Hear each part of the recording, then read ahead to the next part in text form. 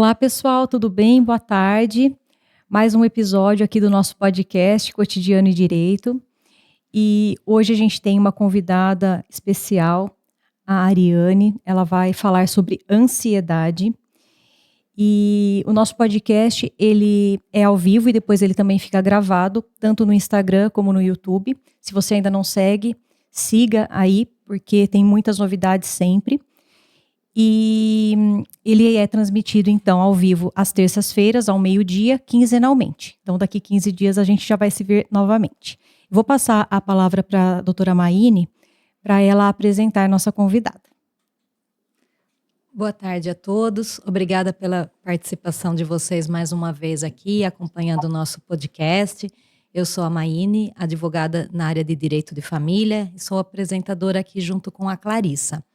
A nossa convidada de hoje é a Ariane Tobia, que é psicóloga clínica e professora universitária. Ela é mestre em educação e especialista em terapia cognitiva e em saúde mental. E veio aqui conversar conosco sobre ansiedade em tempos modernos. Obrigada, Ariane, mais uma vez, por ter aceito o convite e participar aqui do nosso podcast. E queria pedir para você começar nos contando aí um pouco sobre sua trajetória profissional. Boa tarde a todos. Eu que agradeço por terem me contatado. É um prazer sempre contribuir na área da saúde mental. É sempre importante falar sobre os temas de saúde mental e especialmente a ansiedade, que é um tema especialmente importante e relevante nos tempos atuais. Bom, como você me apresentou, eu sou psicóloga clínica. Eu atuo bastante em consultório. Eu sou professora universitária em cursos de graduação, de pós-graduação. Eu me formei em 2003 e de lá para cá eu já venho atendendo em consultório. Eu nunca parei de fazer clínica. E claro, né, eu tive alguns outros trabalhos em outras áreas até de 2010 para cá, eu ficar dedicada na área da clínica e na área acadêmica. Então, hoje eu me divido nessas duas áreas, consultório e a área acadêmica. E, claro, né, faço palestras, algumas consultorias, algo mais pontual. Mas sempre aparece algum convite para falar sobre ansiedade, sobre depressão, enfim, os transtornos que mais acometem a população, e é um prazer estar aqui. Espero contribuir com todos que estão nos ouvindo e com aqueles que vão nos ouvir mais para frente. Com certeza vai ser de grande valia, Ariane. Nós aqui, como advogadas, a gente vive algumas situações bastante estressantes que causam ansiedade também. Enfim. Então, a gente entende que essa é uma realidade, né, de até, não só de muitas profissões, mas uma realidade atual mesmo, né. Então, vamos começar. A gente queria começar, se você pudesse nos dizer uma definição do que vem a ser essa ansiedade. Tá. Bom, como você bem disse, a ansiedade acomete a todos nós, independente da área, independente da profissão e, inclusive, independente do momento de vida. Por quê? Porque a ansiedade, ela é uma emoção natural, tá? Ela deriva de uma emoção primária, que é o medo. Então, inicialmente, começa com uma emoção primária, que é o medo, e depois a gente pode, infelizmente, experimentar sintomas de ansiedade. É importante dizer que a ansiedade, ela tem um estado normal, natural, saudável, que inclusive pode até nos impulsionar para fazer algumas atividades, para conseguir alcançar alguns objetivos.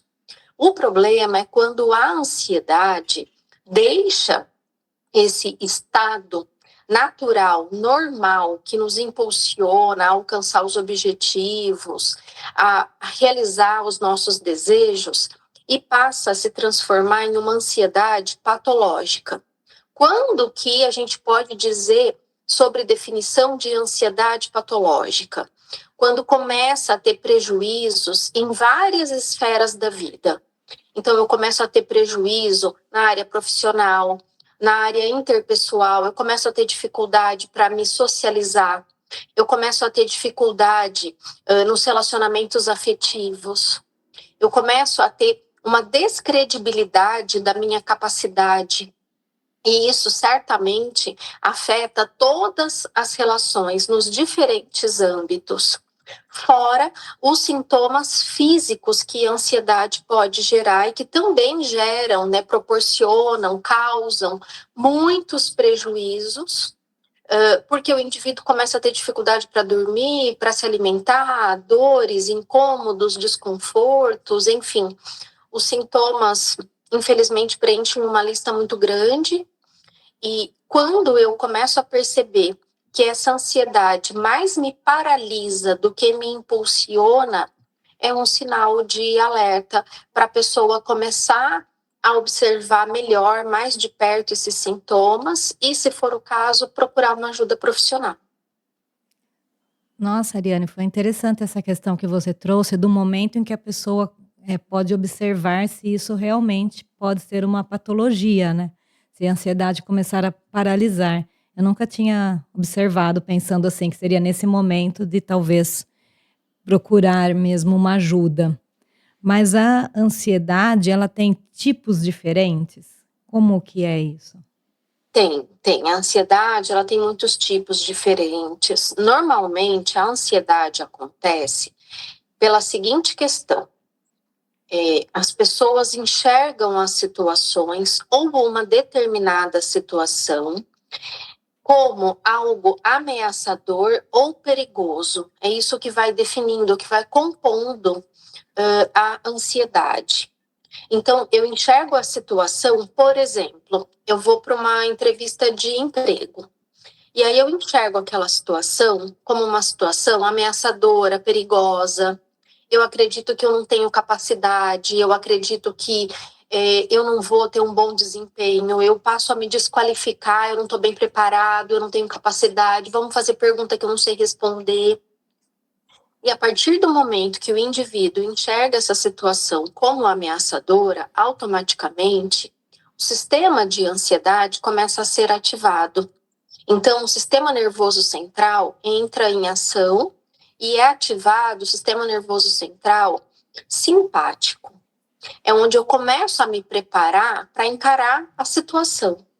É quando eu começo a me preparar ou para lutar ou para fugir, porque eu enxergo como ameaça e como perigo. E aí o meu organismo começa a ter alguns sinais que são característicos da ansiedade. Então, as mãos suam, tremem, a minha boca pode ficar seca, o meu coração pode disparar, a minha visão pode ficar turva, eu posso ter aquele famoso branco. Então, eu fui para a entrevista e eu não me lembrava de uma informação importante sobre a minha trajetória profissional, sobre o meu currículo. E aí o entrevistador começou a fazer perguntas e eu simplesmente me esqueci de tudo. É porque quando a emoção fica muito intensa, é natural que ela afete a atenção, concentração, raciocínio, memória, e aí as pessoas começam a ter esse comportamento paralisante. Por isso que eu falei para ficar atento sobre quando essa ansiedade sai de um nível normal e passa para um nível que te traz muitos prejuízos. Então, na sequência desse exemplo que eu trouxe para vocês, infelizmente é comum da pessoa evitar. Ela não vai mais para uma entrevista. Ela não se sente capaz, ela não se sente preparada. E isso também pode acontecer em outras esferas, né? Então, se a pessoa teve um evento que não saiu como ela imaginava, ou um evento que foi um pouco mais complexo, ela evita de sair em uma próxima situação, ela recusa convites. Então, esse já é um sinal para começar a ficar atento, que é quando a ansiedade começa a paralisar, começa a comprometer o desempenho natural do indivíduo.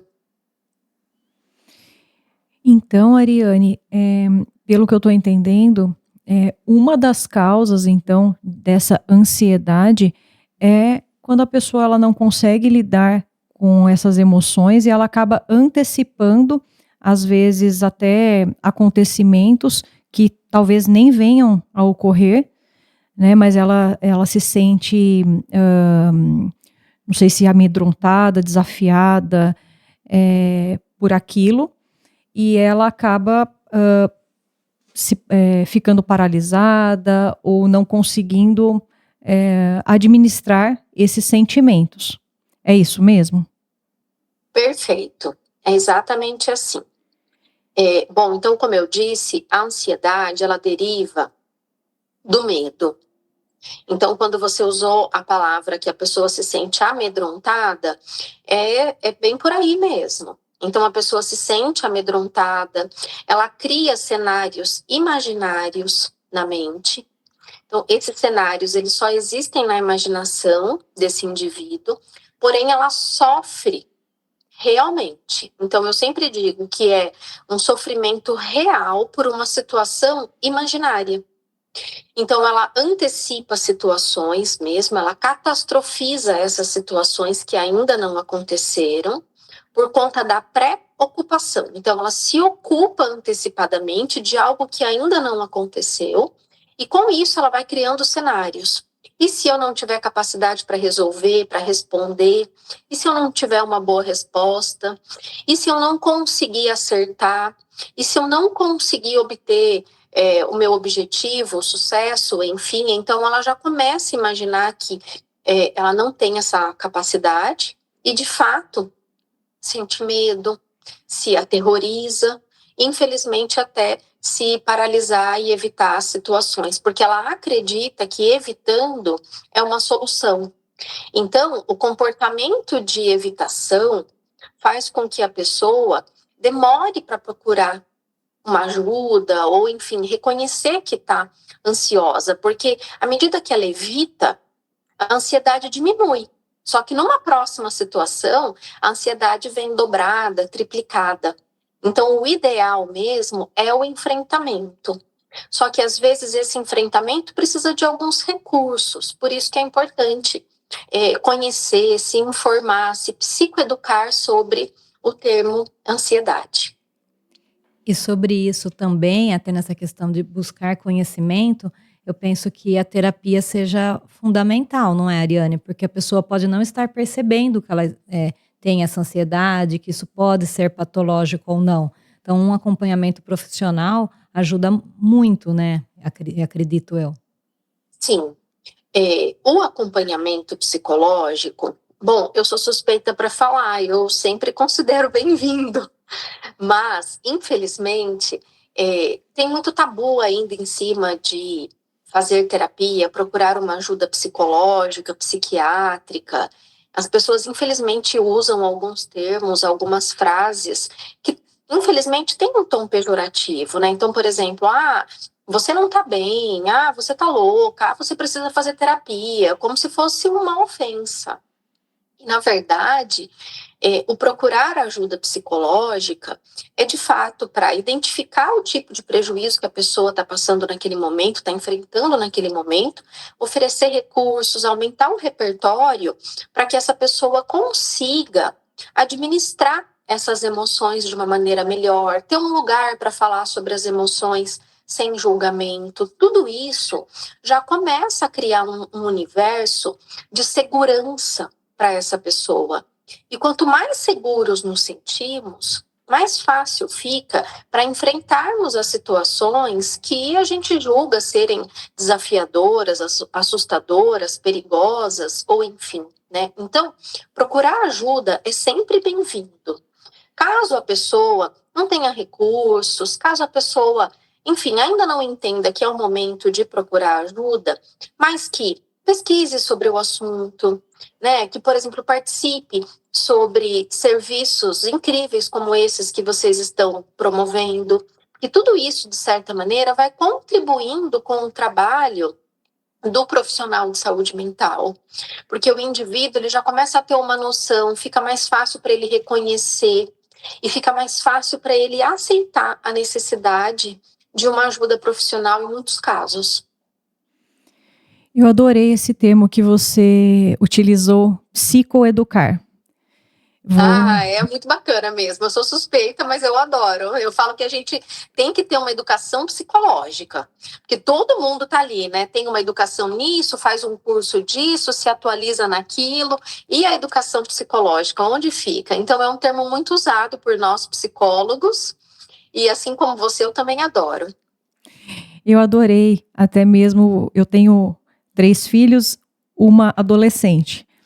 E eu vejo o nível de preocupação e de cobrança, de autocobrança para ir bem na escola, porque vai ter vestibular e tal, tal, tal.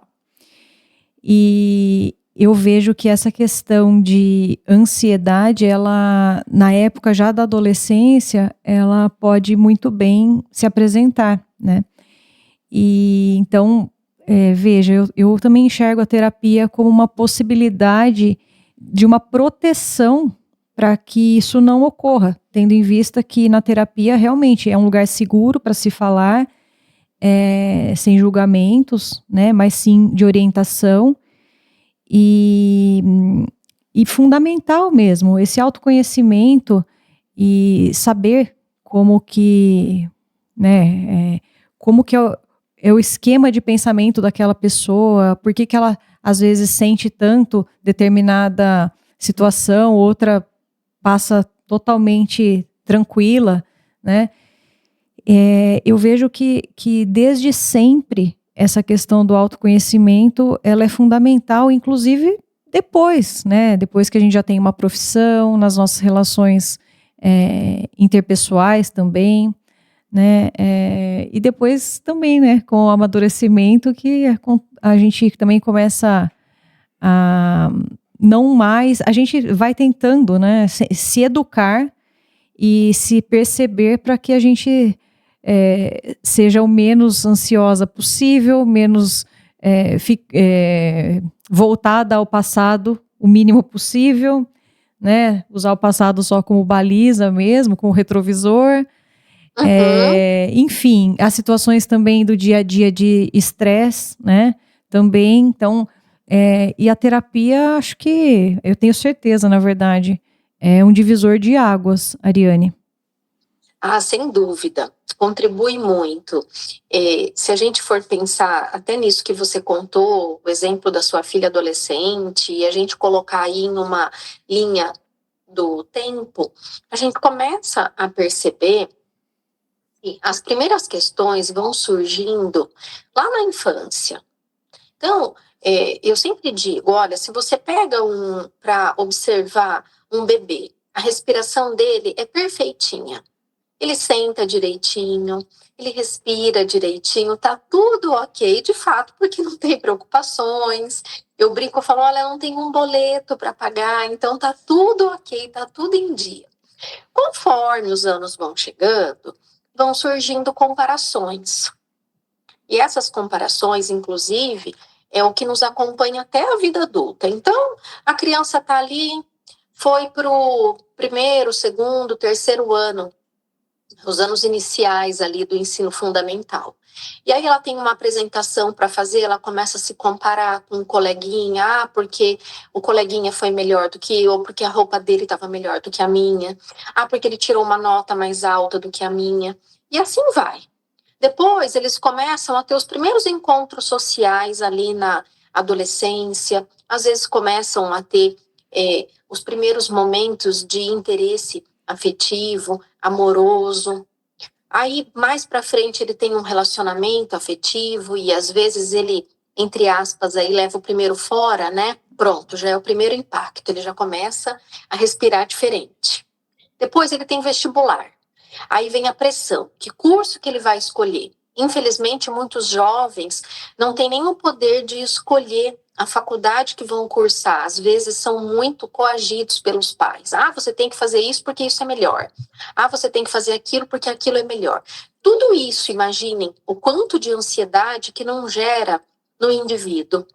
E tudo isso vai fazendo parte da história de vida dele, ele não vai esquecer tudo isso. E muitas vezes, de certa maneira, ele vai trazendo alguns fragmentos da história de vida que, infelizmente, se perduram num relacionamento afetivo na vida adulta, se perduram no trabalho, já lá na frente, na faculdade, na vida profissional. E isso tudo vai contribuindo para aumentar esses níveis de ansiedade, porque ele, infelizmente, tem uma percepção distorcida de si mesmo, o que dificulta o enfrentamento das situações, aumenta a possibilidade de esquiva, por isso a importância de procurar uma ajuda, de saber falar sobre ansiedade, de não ter vergonha de falar sobre as emoções, não é errado ficar ansioso, não é sinônimo de fraqueza ficar ansioso, todos ficam ansiosos. Nós, por exemplo, aqui temos um nível de ansiedade. Por quê? Porque temos um objetivo. Qual é o objetivo? Entregar um bom resultado, a qual nós nos propusemos. Então, é normal ter um nível de ansiedade. O grande problema é que quando não se tem essa psicoeducação, quando não se fala sobre as emoções, as pessoas não têm noção desse nível de normalidade, o que vai intensificando a ansiedade e, infelizmente, traz muitos prejuízos. Ariane, eu ia comentar isso agora, que você falou que a gente também aqui tem um pouquinho de ansiedade. É natural. Os meninos do estúdio mesmo já perguntaram, vocês não querem fazer o programa gravado? Gente, não, mas a gente gosta do ao vivo. Tem essa emoção na hora que está começando, né? Que a gente quer que seja uma boa transmissão, um conteúdo legal para as pessoas que estão acompanhando. Então, faz parte do nosso programa. Aliás, sobre isso, nós temos uma pergunta aqui de uma pessoa nos acompanhando, e se mais alguém quiser enviar, se tiver alguma dúvida, nós estamos aqui com o chat aberto. Está perguntando aqui, Ariane, para você, o Alessandro, se existe forma de exercitar o controle da ansiedade, melhorando assim o enfrentamento das situações impostas pela vida. Tem sim. Bom, vamos lá então, eu vou tentar passar de uma maneira mais breve algumas estratégias. O primeiro passo é entender que não existe controle. Nós não controlamos as situações. Nós fazemos um planejamento de ações, nós cuidamos para que as situações saiam da forma como a gente programou, da forma como a gente imaginou. Mas dizer que existe um controle de 100% não existe. Por exemplo, a energia aqui do meu consultório pode, de repente, ser interrompida. E isso sai fora do meu controle. A internet vai continuar, tal, mas eu vou ficar sem iluminação. O mesmo pode acontecer aí com vocês. Então, como é que a gente lida? Como é que a gente enfrenta com tudo isso? Primeiro, normalizando as situações, os imprevistos, os obstáculos, as intercorrências. Isso faz parte da vida. O que eu vejo muito, né, o que é muito comum é as pessoas ficarem cada vez mais ansiosas, porque elas não aceitam que as situações saíram de uma maneira que elas não planejaram. As pessoas não aceitam que as situações saiam de uma maneira que não foi exatamente do jeito que ela programou. Isso gera um sofrimento real, intenso. E com isso a pessoa vai arrastando esses sintomas, esses comportamentos para outras áreas da vida. Então, para que a gente consiga diminuir o impacto disso tudo, praticar atividade física. Atividade física é uma recomendação maravilhosa. Por quê? Porque na atividade física a gente produz endorfina, dopamina, ajuda a produzir serotonina, que é o hormônio responsável por sensações de bem-estar e de prazer. E tudo isso vai melhorando a nossa cognição. Com isso, fica muito mais fácil para a gente conseguir enfrentar as situações. É como se fosse um aliado, é como se fosse um recurso disso tudo. Outro ponto importante, Falar com as pessoas sobre o que você está sentindo. Eu estou me sentindo ansiosa porque na próxima segunda-feira tem uma entrevista de emprego. Eu gostaria muito de conseguir essa vaga, mas eu sinto que eu não sou capacitado o suficiente. Então, vamos falar sobre isso. Eu tenho uma prova de vestibular para realizar no meio do ano e eu estou estudando, eu estou me preparando, mas eu me sinto incapaz, eu me sinto burro, eu me sinto inútil, eu me sinto inadequado para ir para uma situação. Eu tenho um casamento, eu tenho uma festa de aniversário, mas eu sinto que eu não sou adequada o suficiente para ir. Então, falar sobre isso com as pessoas, porque todos nós, em algum momento, passamos por uma situação dessa.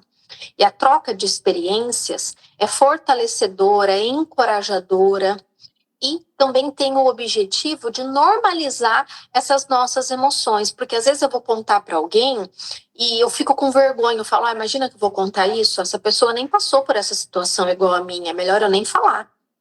E às vezes quando você vai contar, a pessoa te ouve, te acolhe, ela te conta uma experiência dela semelhante à tua ou até mais intensa, e você pensa, poxa, de fato, não é só comigo que isso acontece.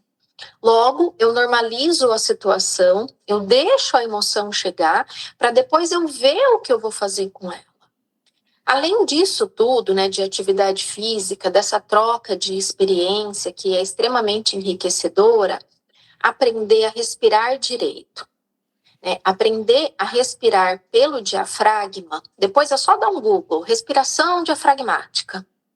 Aprender a respirar pelo diafragma melhora a oxigenação cerebral e você fica atento à tua respiração, o que te ajuda a não alimentar uma série de pensamentos que são inverdades sobre você, o que pode contribuir muito no enfrentamento de diferentes situações. Muito bacana. Quer dizer, existem possibilidades físicas que estão ao nosso alcance, né? Algumas simples, por exemplo, a respiração, mas que o conhecimento disso faz toda a diferença, né? Porque realmente, quando a gente está ansioso, o que a gente faz? A primeira coisa, começa a respirar curto. Exato. E isso retroalimenta ainda mais a ansiedade, né? Então, perfeito. Essa respiração curtinha, ela tem o nome de hiperventilação. Então, é uma respiração curtinha, curtinha, curtinha, a boca seca mais rápido, a oxigenação cerebral vai começar a ficar mais comprometida, a tua visão pode ficar mais turva, às vezes pode escurecer, você começa a ter uma crise clássica de ansiedade. E muitas vezes vem do não saber respirar adequadamente, do fazer as coisas tudo muito rapidamente, né? Então, na vida moderna que a gente leva, é tudo muito rápido, não se tem tempo para quase nada.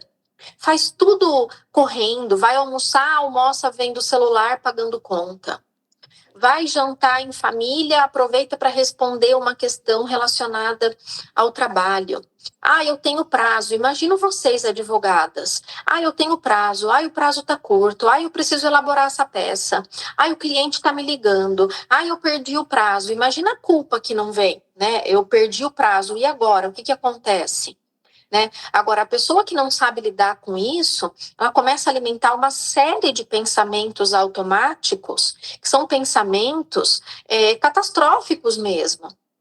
A minha vida vai acabar, não tem saída, eu não consigo, eu não dou conta. E às vezes o ideal é você parar, respirar, se concentrar no momento presente, aquilo que você está fazendo neste momento. Então, por exemplo, agora eu estou aqui conversando com vocês, eu não faço mais nada em paralelo.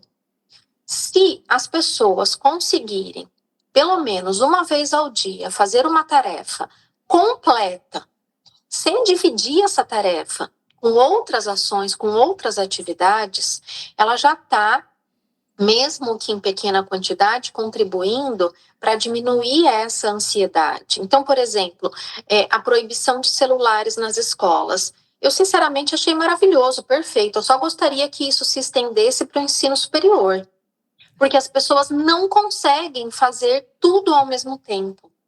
Chega uma hora que o cérebro fica sobrecarregado. É como abrir um computador com 15 abas ao mesmo tempo. Chega uma hora que vai dar problema. Assim acontece com a gente. Então, eu faço 1000 coisas ao mesmo tempo.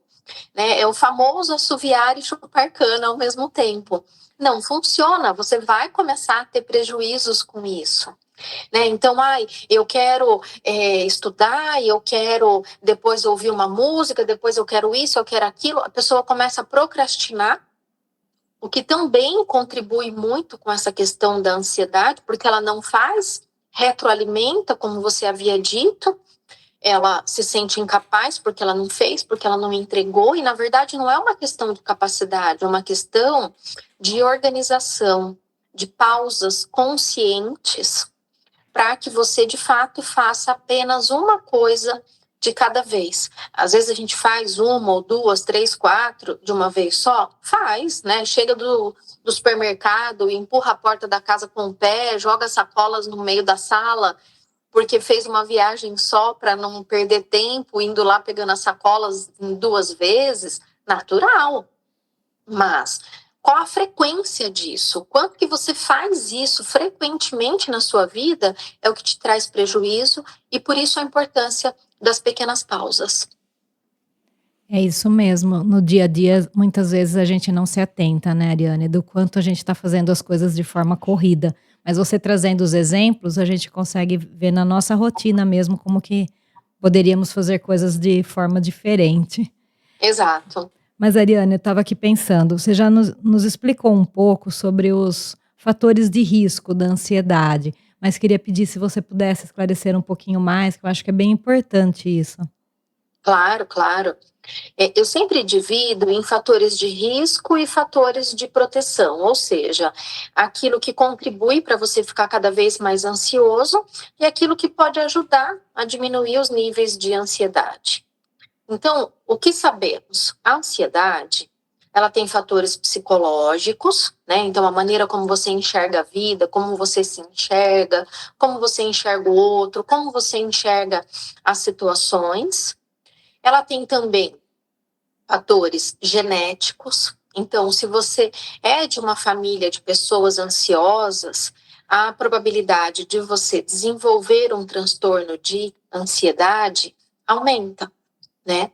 Então, eu também tenho que considerar a questão genética e a questão social, a questão do ambiente.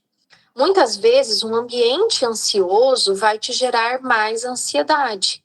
Então, se eu convivo com pessoas ansiosas, se o meu trabalho é um trabalho muito estressante, às vezes a pessoa, por exemplo, um bombeiro, um policial militar, né, trabalha muito sob pressão. A pessoa que trabalha numa emergência de um hospital também trabalha muito sob pressão.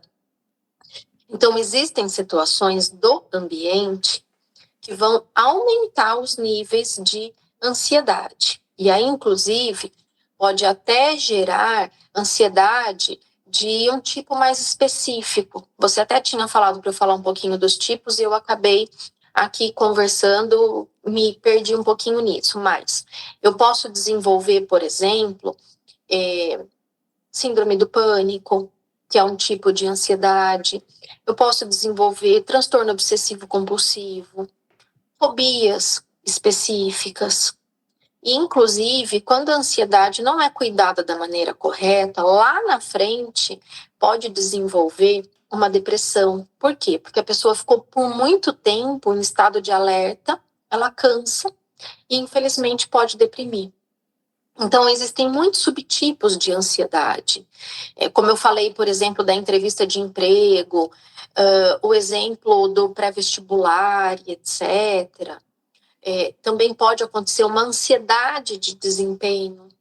Então, atletas passam por situações de ansiedade de desempenho. Por quê? Como vai ser o meu desempenho? Vou conseguir? Vou dar conta? Estou me preparando? Né? E aí entram os fatores de proteção. O que te protege?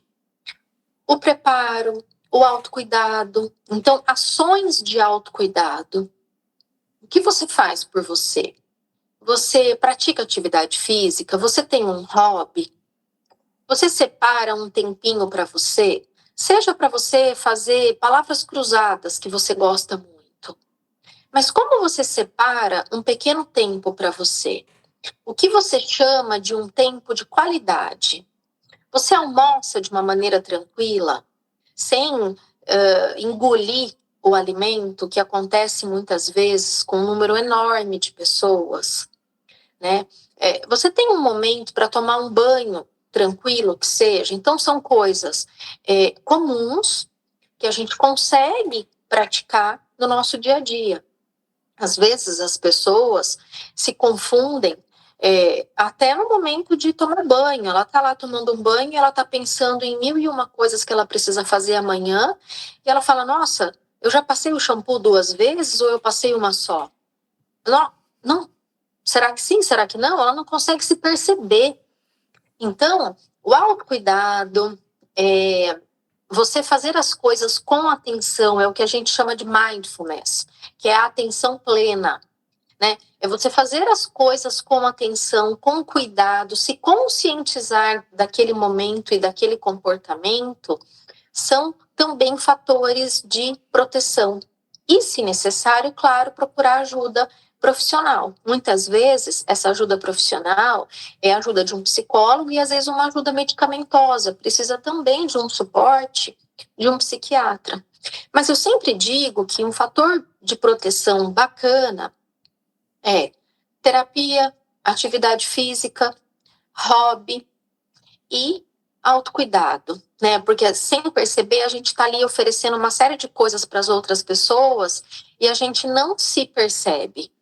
A gente se percebe, só que também de uma maneira distorcida, que é se comparando com as outras pessoas. Ah, mas o dele ficou melhor, o dele tá mais bonito. Ah, mas o currículo dele é melhor, porque eu vi outro dia no LinkedIn e ele fez um curso agora, ele tá à frente. Então, você está sempre se comparando, você não se percebe, logo você fica desprotegido. Então, fatores de risco, aquilo que infelizmente contribui, e fatores de proteção, aquilo que pode melhorar, aquilo que pode diminuir os índices de ansiedade. Acho que respondi. É que é um assunto bem interessante e amplo também. Eu achei super interessante você dizer, né, sobre a autopercepção, sobre esse autoconhecimento e também sobre essa gestão de emoções, né? Isso eu sempre busco praticar na minha vida, né? Eu dou risada muitas vezes porque eu falo assim que eu sou multitarefas, mas eu faço uma coisa de cada vez. E eu acho que isso me protege bastante, né? Quando as pessoas ficam, ai, Clarissa, mas você fica aí, tem o escritório para cuidar, tem a casa, tem os filhos, tal. Enfim, a gente tem que aprender, né, a gerenciar todas essas emoções e tarefas também, uma gestão de tempo também, de organização, e jogar no nosso time, né? Jogar ao nosso favor. E esse autocuidado realmente é fundamental. É algo assim que eu posso testemunhar que realmente funciona. A Maíne, que é minha amiga, eu também sei que ela tem esses momentos dela. E eu acho que é por isso que a gente acaba também... eu penso que esse, entre aspas, descanso, ele acaba também tornando a gente mais produtiva quando a gente está ali trabalhando, né? Porque realmente quando você descansou a mente e você colocou em ordem, vai fazer uma coisa de cada vez, realmente, daí tudo se encaixa, entra nos eixos, né?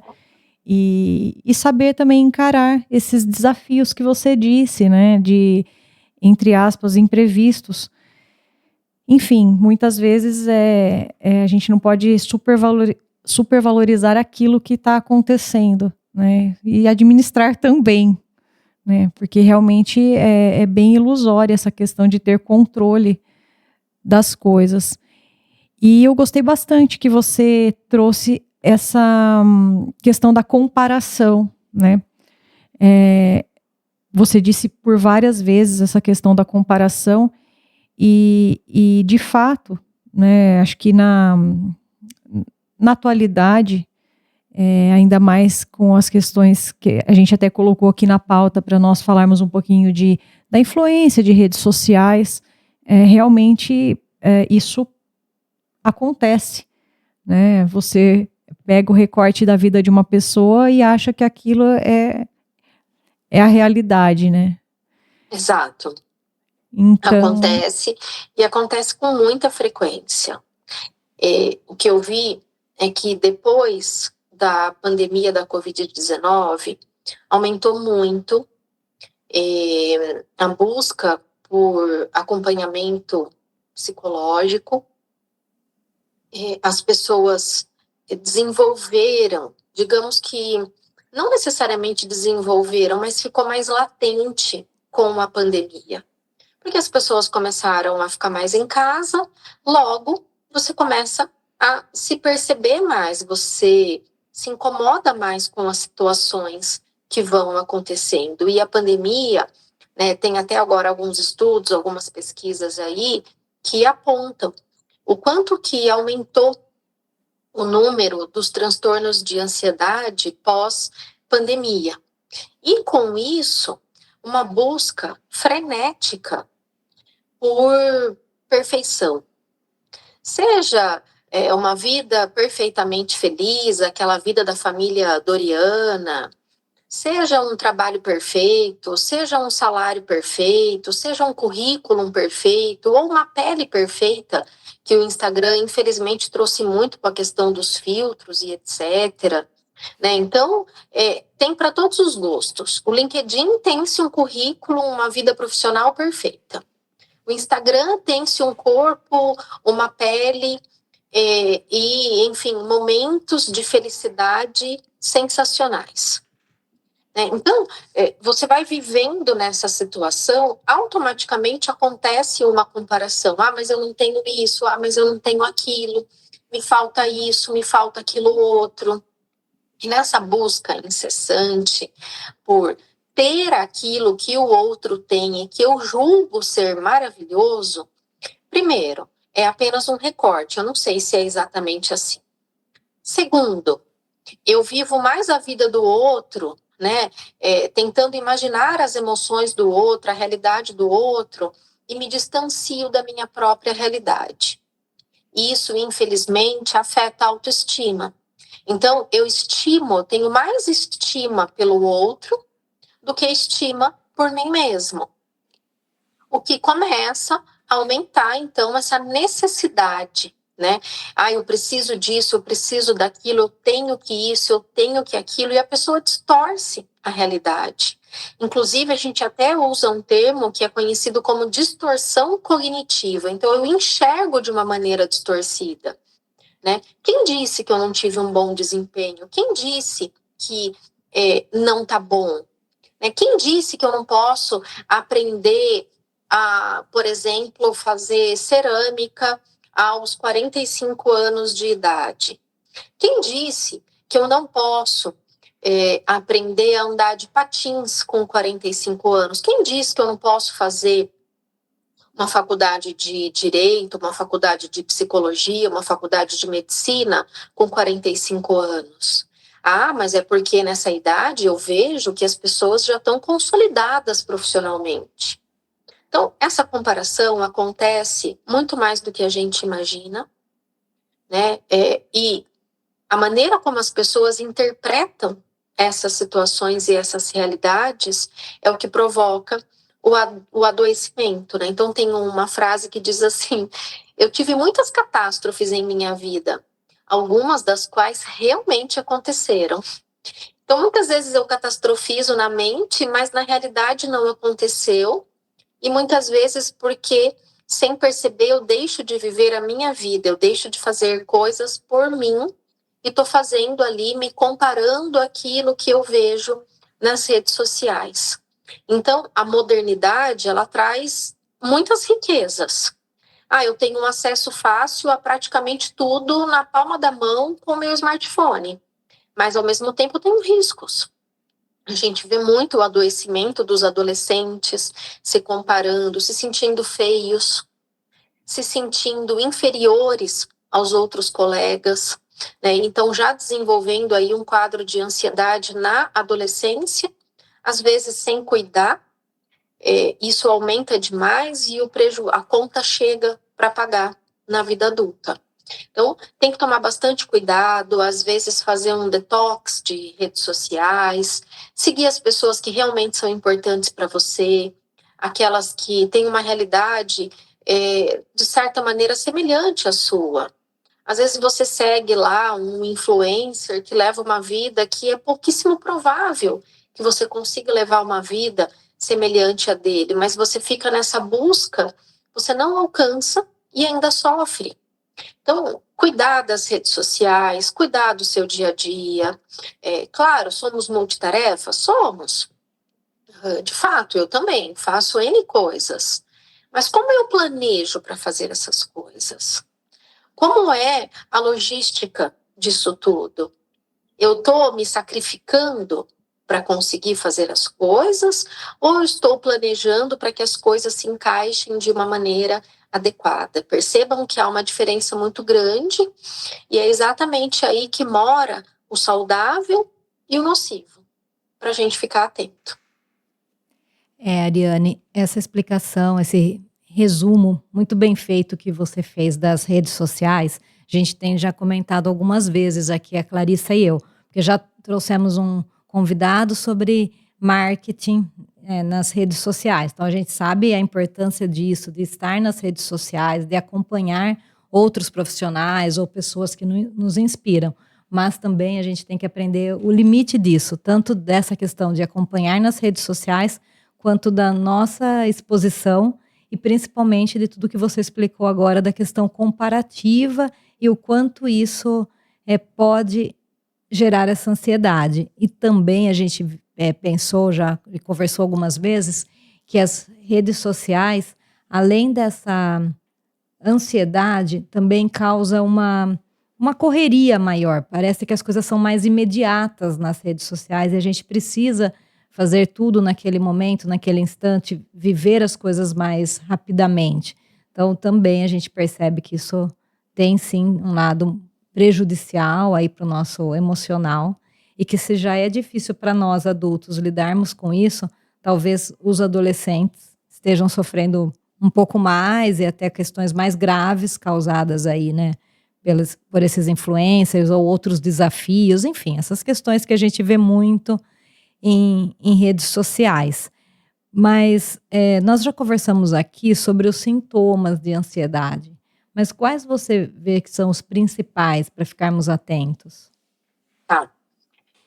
Bom, os sintomas que eu vou falar aqui para vocês, eles podem ser observados tanto em crianças, adolescentes, adultos, momentos que antecedem provas, momentos da vida profissional e às vezes um momento ali da vida escolar mesmo de uma criança. Então, um sono agitado, a pessoa tem uma dificuldade de manter o sono regular e o sono é uma necessidade fisiológica fundamental. Às vezes as pessoas se esquecem de que às vezes regular o sono é sensacional, é extremamente benéfico.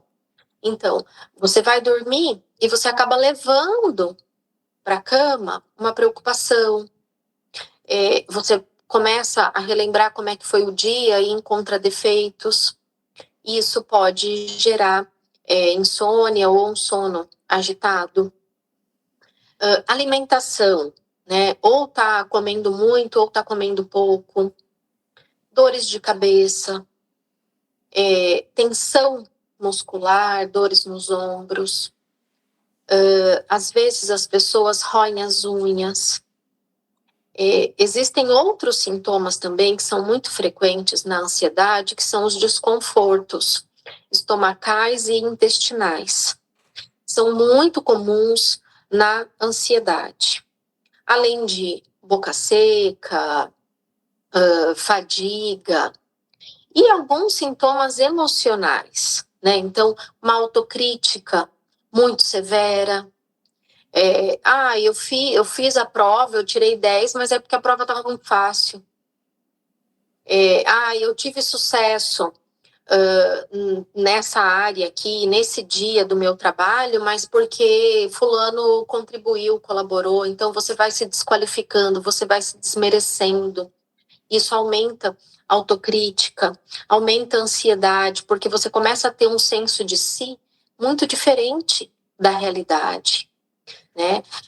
Então, pode haver também um excesso de pensamentos negativos, pensamentos acelerados.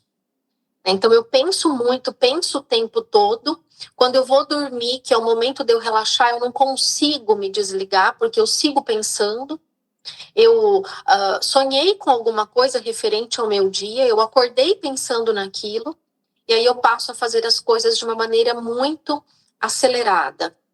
Então, esses são alguns sinais, alguns sintomas de ansiedade, seja em termos físicos ou em termos emocionais, tá? Mas é sempre bom ficar atento e manter o sono em dia, tomar bastante água, tentar se hidratar, né? Claro, é muito difícil de conseguir manter tudo em dia. 8 horas de sono, alimentação saudável, atividade física, 3 litros de água por dia, meditação, respiração. Nossa, que horas que eu vou fazer tudo isso, né? Não sei. Então, é uma questão de você ir adaptando a tua rotina. Então, você vai incluindo pequenos hábitos que são possíveis, né?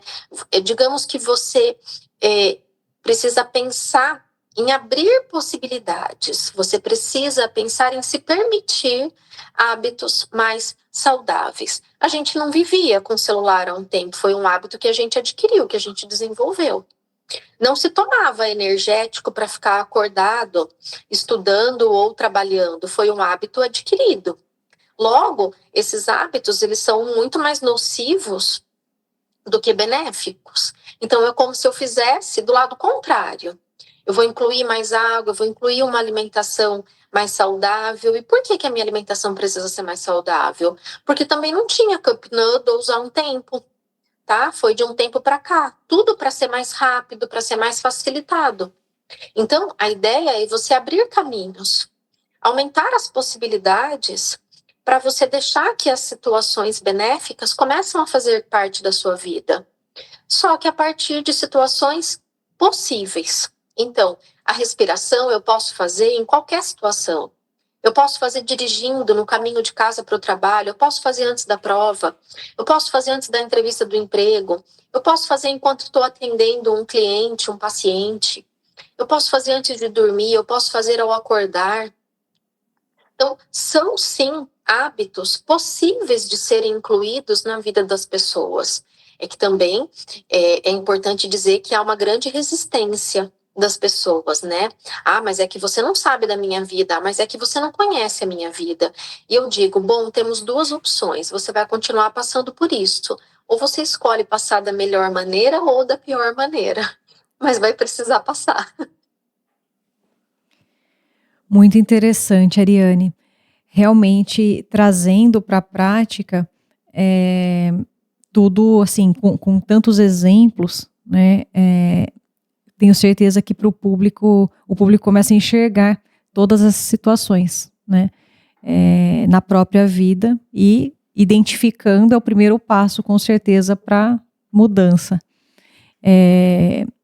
Atualmente, as questões psíquicas, né? Elas estão bastante em voga, né? Temos aí uma normativa de 2023 que entra em vigor até segunda ordem agora em maio nas empresas, das questões de mapeamento dos riscos psicossociais. Eu que advogo na área empresarial, né, e nessa parte trabalhista também, nas empresas, então, assim, eu vejo que está tendo uma grande conscientização nessas questões mesmo, não só do mapeamento, né, desses riscos psicossociais, mas também de um plano de ação, né, até porque as pessoas ficam bastante tempo do dia no trabalho. Então, eu falo que é uma escada com muitos degraus, e o primeiro deles é conscientizar, né, identificar para poder prevenir e combater, né? Tem as questões também nas empresas, né, de assédio moral, de burnout também. Sim. Então, a gente vê que, assim, e é algo que antigamente a gente nem ouvia falar, né? Agora, você vai conversar com as pessoas falam, não, tive um burnout, tá me dando branco, e você fica olhando para aquilo, né? Realmente, tenho certeza que pequenos hábitos, dia após dia, de uma forma bem consciente, isso faz toda a diferença. Quer falar alguma coisa, Má? Não, essas questões que você trouxe um pouco são, assim, consequências dessa nossa vida moderna, né, Ariane? Se a gente puder falar assim, até de esgotamento, essas questões de trabalho também são realidades que a gente não via antes e que agora estão acontecendo mais, juntamente com ansiedade, depressão e tantas outras questões aí de saúde mental.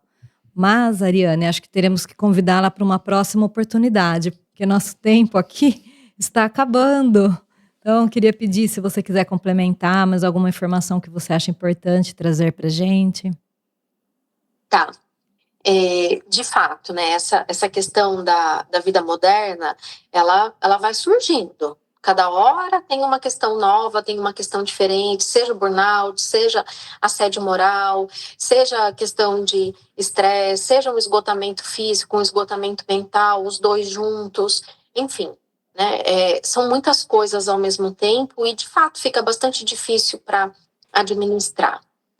A gente sabe que a gente vai precisar trabalhar, que a gente vai precisar continuar com os nossos afazeres, que a vida não é um morango com leite condensado em cima todos os dias, e que a gente vai precisar continuar fluindo aí com a vida, né? E aí, para isso, eu sempre oriento que tenha em mente a importância de ter ações que te promovam segurança. Então, aprendam a fazer esta pergunta. Eu me sinto seguro em relação a isso? O que eu estou fazendo para me sentir seguro? Então, eu vou fazer uma prova. Eu me preparei, eu estudei, eu estou trabalhando. Tá, mas eu estou fazendo um curso, eu estudo, eu leio, o que eu faço? Eu estou me preparando, porque isso é o que vai gerar segurança. Não vai resolver você passar um ano lá do terceiro ano do ensino médio só se divertindo, só procrastinando, só em jogos, celular e redes sociais, e chegar lá nos 44 do segundo tempo, você passar, sei lá, 15 dias, um mês tomando energético, ficando acordado para conseguir manter o conteúdo em dia. Isso não vai te trazer resultado, né? Eu sempre digo que os jogadores de futebol, eles têm bom desempenho porque eles treinam sempre, porque eles estão sempre se cuidando, porque eles estão sempre mantendo o treino em dia. E eu sugiro que essa é uma mentalidade saudável. O que eu faço no meu dia a dia? Né? Então, tudo bem, nós teremos situações estressantes, situações desafiadoras na vida, mas o que eu faço nos outros dias? Eu tive um final de semana que eu, de fato, me alimentei mal, enfim, comi um monte de porcaria, tá, mas qual a frequência disso? O que eu faço normalmente? Semana passada eu não pratiquei nada de atividade física, tá, mas como está o meu movimento? O que eu faço? Né? Como eu estou enfrentando as situações da vida? Então, você promover um ambiente de segurança é muito mais importante do que a ideia de ter um ambiente de controle, né? A segurança, ela pode ser muito mais um antídoto para a ansiedade do que você ficar comprando uma série de recursos, né? Eu comprei um curso que vai me ajudar, eu comprei um medicamento, eu comprei energético, eu fiz isso, eu fiz aquilo, né? Eu tenho um arsenal e eu não estou muitas vezes me ouvindo, o que é importante para mim, o que é necessário para mim. Às vezes eu me esqueço de praticar autocompaixão, né? O que é importante para mim nesse momento? O que eu preciso nesse momento? Muitas vezes é uma pergunta importantíssima para, de fato, te ajudar a fluir com a ansiedade, né? Então, você não flui com a ansiedade em função da ansiedade, mas você aprende a fluir apesar da ansiedade. Foi ótimo, Ariane. Obrigada por toda a sua explanação. Esse fechamento também trouxe aí muitos ensinamentos e pensamentos para a gente começar a observar na nossa rotina. Obrigada por ter aceito o convite. Foi uma honra ter você aqui no podcast com a gente. Espero que volte mais vezes. Já vamos programar uma nova data. E antes de encerrar, hoje nós estamos aqui no podcast comemorando também o aniversário da Clarissa. Então, como é ao vivo, a gente já deixa um parabéns ao vivo, deseja muitas felicidades, que sua vida continue abençoada, claro, que você alcance todos os seus sonhos. Muito obrigada, Má, por essa parceria, pela nossa amizade, por essas boas palavras na minha vida. Eu as recebo como boas sementes também. E saiba que é muito bom estar aqui ao seu lado, viu? Também te desejo todos os dias da sua vida muita saúde, paz, harmonia. E é muito bom a gente ter esse sentimento tão verdadeiro dentro da gente. Obrigada, viu, Má? Imagina, eu que agradeço aí pelo nosso projeto. Obrigada, Ariane. Que legal, gente, que legal. Clarissa, parabéns, feliz aniversário. E que bom que vocês se parabenizaram aí ao vivo, porque inclusive manter boas amizades também ajuda a diminuir os níveis de ansiedade. Cultivem boas amizades, bons momentos, né? E como eu disse aí o tempo todo, a internet está cheia de conteúdos ruins, mas também tem bons conteúdos. Então, assistir a um podcast que te traz uma boa reflexão é sempre bem-vindo. Foi um prazer estar aqui com vocês. A hora passou extremamente rápida. E, claro, sempre que tiverem temas aí que acreditem que eu possa contribuir, será um prazer estar com vocês novamente. Muito obrigada pelo convite e obrigada por vocês encabeçarem um projeto tão bacana assim. Parabéns. Obrigada, Ariane, muito obrigada. Obrigada a todos que nos acompanharam, enviaram perguntas. O programa fica gravado tanto no Instagram quanto no YouTube. Para quem não conseguiu, pode assistir aí depois a gravação. Também queremos agradecer aos nossos patrocinadores, Extintores Brasil e a empresa Master Immigration, que estão sempre aqui conosco, apoiam esse projeto do programa, e também aos meninos do estúdio que colaboram para que tudo funcione bem em todas as transmissões. Nosso próximo episódio ao vivo será no dia 6 de maio e esperamos vocês mais uma vez. Obrigada.